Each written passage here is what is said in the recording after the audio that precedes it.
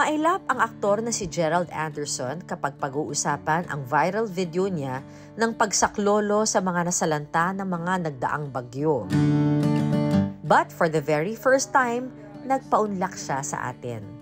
You know, ang daming mas deserving. Ang daming mas I think there's a lot of rescuers and volunteers na nandun din. Bata pa lang ako, parang na-instill na sa akin yun eh. I don't understand bakit nagta-trending yung mga ganong acts what I did because it's just something that should be natural for everyone, di ba? Try to lend a helping hand. Ni-reveal sa atin ni Gerald ang 3 pinaka-importanteng tao sa buhay niya ngayon. Isa lang ang pwede mong isave. Ay, grabe naman! Siya na ba ang papakasal? It's hard to... Ang hirap kasi sagutin. What is it about her? And then how do you know that she's the one? Come with me, put your hands together, ta-da, let's be happy. You will see tomorrow's brighter, ta-da, let's be happy. Pilipino tayo, kaya lumalaban tayong nakangiti.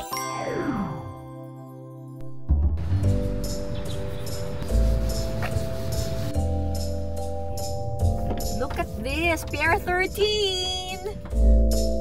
Ngayon yung pupuntahan natin, hindi pelikula, pero may artista. Pero hindi lang artista, Coast Guard pa. Sino yan? Gerald Anderson! This is it! Fleet daw eh. Ayun! Wow! Pag sinabing pier, sino ba naiisip natin? The Coast Guard.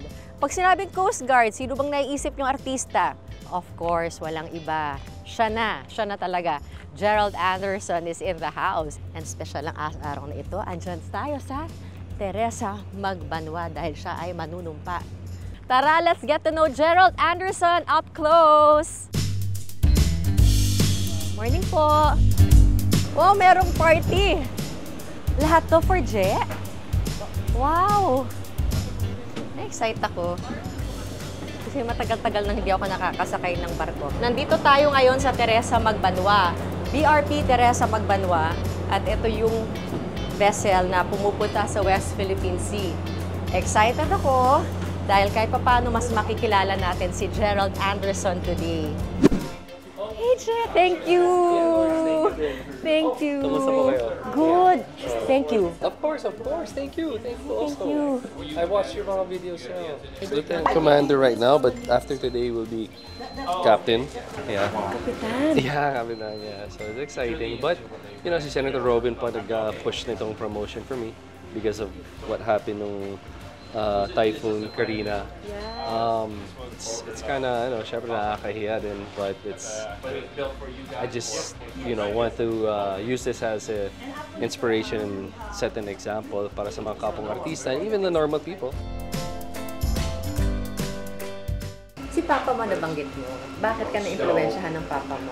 He spent 30 years sa US Navy. Retired Navy siya. Pinanganak ako sa Subic Bay. Doon siya nakadestino. Doon niya nakilala nanay ko. Just yun, being an example, and I think nasa dugo rin namin yung duty, service and call of duty, di ba? So, I think yun, naturally, parang nakuha ko eh. And then sa mom ko, may mga moments at days na gipit kami, pero kapag may nanghihingi sa kanya, ibibigay niya. Alam mo, yun yung parang she will go above and beyond para makatulong sa iba. And siguro, naturally, nakuha ko lang yun sa kanila. That's why I can't take credit for everything or yung mga acts because it's things that I learned, it's things that na nakuha ko sa mga magulang ko, the way na kung paano ako lumaki. Paano ka nga ba lumaki? Yeah. Take me back to Subic. Subic naman, I was 3 years old, 2 years old. Doon ako pinanganak. Pumutok yung Mount Pinatubo. Nasara yung base, US base. Na-relocate kami sa States. And that's where I spent my earlier childhood years, hanggang 12, 13 years old.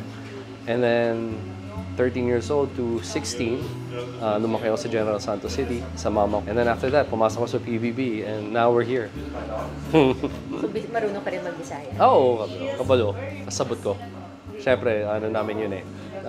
Native tongue namin. Tsaka mama ko, Bisaya talaga mama ko. Yun yung pag tumingin ka sa dictionary ng anong itsura ng isang Bisaya, mama ko yan. Picture ng mama ko talaga yan. It's in our blood talaga. Ilan kayo magkakapatid? Kaming dalawa ni brother ko, younger brother ko. He's also part of the Coast Guard Auxiliary, and yung half sister ko, which is she will also be promoted today sa mom side ko. Navy pala kayo. You're US Navy based in Retired U.S. Navy, yeah. I was lieutenant commander. I was in the aviation, though. I flew many missions out of QB Point and Subic in the West Philippine Sea. Many. Just we check the traffic, see what the ships, see how many foreign ships are there. How many years were you in the Philippines before? I was stationed 5 years at Subic, which is SBMA now, and then that was 5 years straight. But we used to deploy. We would come here for 6 months and work 10, 12 hours a day. Oh. And then we would go back to Hawaii, which was our home base. So my first time in the Philippines was 1969.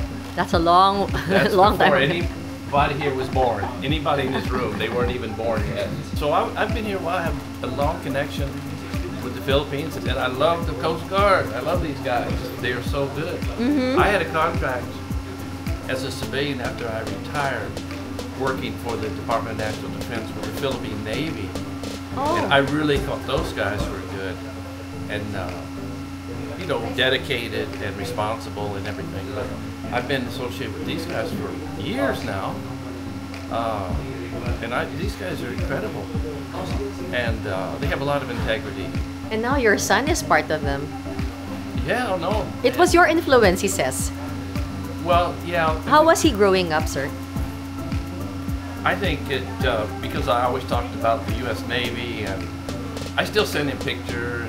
About the time that he would be ready to join the U.S. Navy, he got discovered, or whatever the word would be, about at ABS. What was that show? PBB. Yeah. Oh, so that's the story. He was If they had supposed. not accepted him in there, I would be pushing him for the U.S. Navy.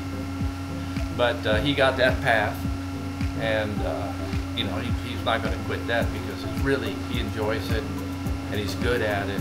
I'm really proud of him. I'm as proud of him for what he does outside of the show business world. Ilang taon ka na? 35 na ako. Separated or together? Separated na sila. But that was the reason kung ba't ako sumali sa PBB, kasi thinking na it would be a way para hindi sila maghiwalay. Yeah. I don't know why. Kung ba't ko naisip yun. Ilang taon ka, Luz? 16, 17. Not long ago. Not long ago. Ganun na ako katagal. 18 years to 19 years na ako. 36 in March. Nag-PBB ka Okay. dahil sabi mo ayaw mong maghiwalay ang parents mo. Anong connection ng PBB doon sa pamilya? Maybe success, maybe makilala ako. There's 2 reasons kung ba't ako sumali sa PBB. Yun nga, one is maybe somehow it would keep them together. Although alam ko kasi, grabe, alam mo naman na pupunta na talaga doon, yung maghiwalay talaga. And in a way, hindsight, looking back na, it was also the best decision kasi everybody's at peace. The other one was para na makabili ako ng bahay para sa nanay ko. That's why sumali ako sa PBB. Yun. And sa awan ng Diyos, 18, 19 years later, andito pa rin tayo. I think it just shows kapag mahal mo yung ginagawa mo, or you have respect for the craft and professionalism and just love for it, even on the days na sobrang hirap, it will last. And just, maging maayos ka trabaho more than anything. I think, yung galing kasi dahil I really wanted to be good sa craft ko. Gusto ko talaga. But more than anything, yung legacy or what I leave behind is sana maayos, sabihin ng tao na maayos ako katrabaho or maayos akong tao. Si mama mo, close daw kayo, balita ko. Mama, yeah, very close. Like I said, siya talaga yung dahilan kung ba't ako pumasok sa PBB because I wanted to give her, kasi nung nasa States kami, hindi kami mayaman eh. Sa labas, kung saan kami nakatira, hindi masyadong maganda yung lugar eh. Pero when you go out, paglabas mo, andun yung mga malalaking bahay, and I told my mom nung bata ako, one day, kumbaga, I'll buy you a house like that. So that's why, yun yung naging motivation ko para pumasok sa PBB. Nagawa mo na, for sure. Oh, not knowing na Yun yung una kong ano eh. So, ang sinabi ko nga to sa isang interview ko is, hindi na ako nagigilty kahit bumili ako ng kahit anong bagay para sa sarili ko kasi nga nabili ko na yung dapat para sa nanay ko, yung dahilan kung ba't ako pumasok sa show business.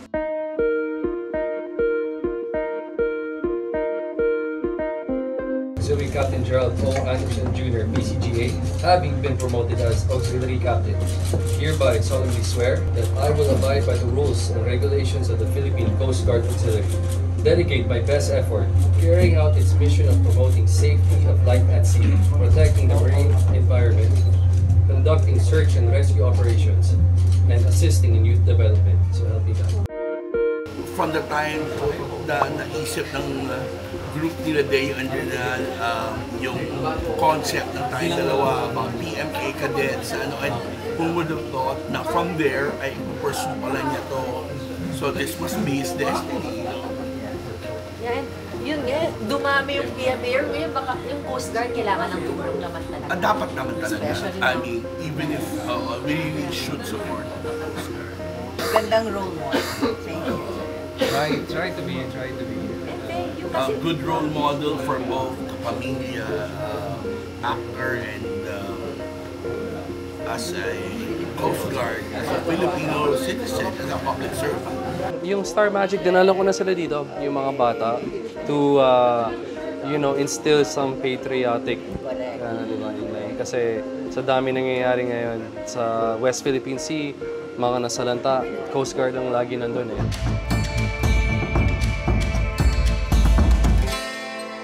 So, alam natin na you didn't want to be interviewed about your heroism, right? Yeah, because ang daming mas deserving, ang daming mas I think there's a lot of rescuers and volunteers na nandun din.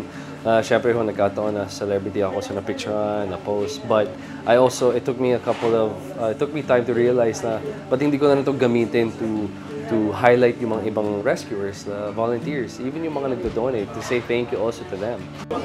Anong sinabi mo? Did he tell you, hey, I'll just rescue people? Oh no, I had no idea. So when people were sending me videos, akala ko, throwback siya. Akala ko it was from many years ago. So then later I was like, but this kind of looks like his hair now. Like it's very recent. So then I asked na everybody around him, but at the time, isa lang sa kanila may signal noon kasi super binabaha na his place. So I was one of the last ones to know, but na-update lang ako sa mga videos na nakikita ko. And then finally, he had reception and he updated me with what happened. Pero ano mo sinabi? Can you drink medicine? How was it? How are you? I'm glad you're safe. Yeah, I can't believe the things he does. Masaya po kami dahil si Gerald is representing the youth and the best of our youth. So yung pagsali niya sa Philippine Coast Guard Auxiliary actually is very inspiring to the youth na malaki din yung maiaambag nila sa Philippine Coast Guard sa iba-ibang mission ng Philippine Coast Guard. Lalo na sa search and rescue. Si Gerald, as everybody knows, na-involved siya sa mga heroic na mga rescue operations in the urban areas. Pambihira yon, and we'd like to see more of that and to encourage the youth na hindi kailangan kasapi ka ng isang parang nakaprepare na rescue team para gumawa ng mga heroic deeds. Even on your own, si Gerald naman, nung ginawa niya yun, para sarili niya lang at the time. While he's also a member na ng PCGA. Pero nung ginawa niya yun, siya lang mismo eh. Which is very, very inspiring sa amin sa Coast Guard. Kasi, so maski sa inyo? Kahit sa amin. Kasi kung makikita mo na yung taong bayan na mismo, ay ginagawa din yung role nila. Kasi yung pagsalba ng kapwa, responsibilidad nating lahat yun. Ngayon, dahil si Gerald ay very active sa ating Philippine Coast Guard Auxiliary, we expect na mas marami pa siguro na mga kabataan ang gagaya sa ginawa niya. Sabak man sa bagyo si Captain Gerald, mistulang kalmado naman ngayon ang kanyang buhay pag-ibig. Ano ba ang papakasal? It's hard to...